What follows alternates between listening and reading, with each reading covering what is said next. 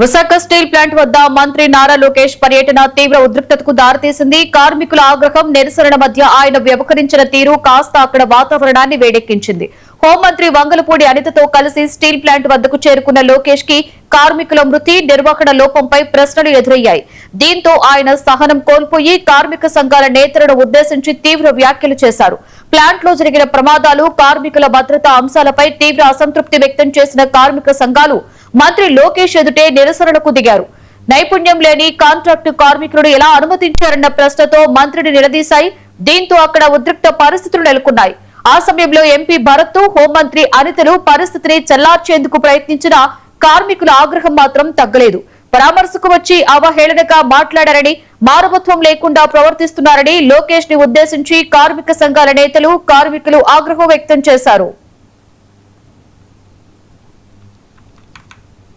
జరగకుండా ఆపిన steel plant ఒకటి కూడా లేదు. అలాంటిది విశాఖకు కేవలం 1 and only ఎన్డీఏ ప్రభుత్వం ఆపింది. ఎందుకంటే మనకి ఎమోషన్ అటాచ్. మనం కాపాడుకున్నాం. కార్మికులు చూసుకునే బాధ్యత నాది. ఈరోజు కార్మిక సంఘాల నాయకులే ఎంత బాధ చేసినట్టు వాళ్ళు మాట్లాడే విధానం చూసి, డబ్బులు ఇచ్చేయండి, డబ్బులు ఇచ్చేయండి అంటే డబ్బులు ఇచ్చి చేతులు దులుపుకుని వెళ్ళిపోమంటారు మమ్మల్ని. అదా మా బాధ్యత. నేనేమన్నా కుటుంబాలను మేము ఆదుకుంటాం. ఎస్, ఎక్స్గ్రేషియా ఇస్తామని చెప్పి కార్మిక సంఘాల నేతల మీద మంత్రి నారా లోకేష్ ఆగ్రహం వ్యక్తం చేశారు. విషాద సమయంలో రాజకీయాలు చేయడం కరెక్ట్ కాదని, డబ్బులిచ్చి చేతులు దులుపుకునేందుకు తాము రాలేదని అన్నారు. ఎక్స్గ్రేషియా ఒక్కటే కాదు, కుటుంబాలను ఆదుకోవలసిన బాధ్యత తమ మీద ఉందని లోకేష్ తెలిపారు. పర్మనెంట్ ఎంప్లాయీస్ కు కార్మిక నేతలు అడిగిన దానికంటే ఎక్కువే వస్తుందా అని ప్రశ్నించారు.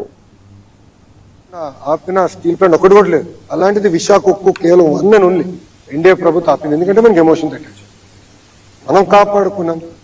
కార్మికులు చూసుకునే బాధ్యత నాది. ఈరోజు కార్మిక సంఘాల నాయకులే ఎంత బాధ చేసినట్టు వాళ్ళు మాట్లాడే విధానం చూసి, డబ్బులు ఇచ్చేయండి, డబ్బులు ఇచ్చేయండి అంటే డబ్బులు ఇచ్చి చేతులు దులుపుకుని వెళ్ళిపోమంటారు మమ్మల్ని.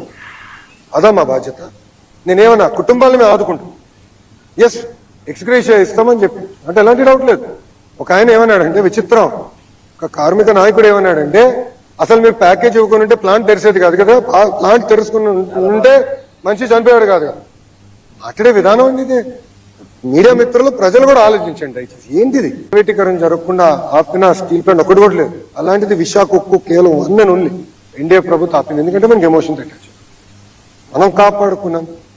కార్మికులు చూసుకునే బాధ్యత నాది. ఈరోజు కార్మిక సంఘాల నాయకులే ఎంత బాధ చేసినట్టు వాళ్ళు మాట్లాడే విధానం చూసి, డబ్బులు ఇచ్చేయండి, డబ్బులు ఇచ్చేయండి అంటే డబ్బులు ఇచ్చి చేతులు దులుపుకుని వెళ్ళిపోమంటారు మమ్మల్ని.